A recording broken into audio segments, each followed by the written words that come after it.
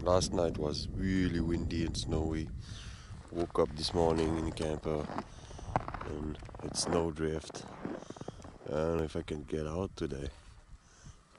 Maybe 3 foot high snowdrift on the way. And I have to go up there.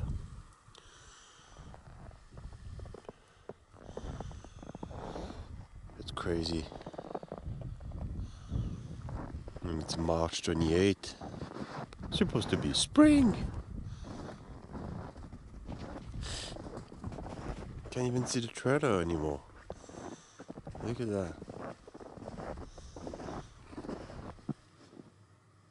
Yeah, there's a trailer under the snow here.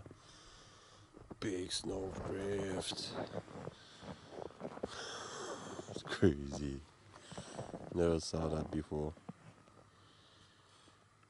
Nice day today. Hey, okay. Good girl.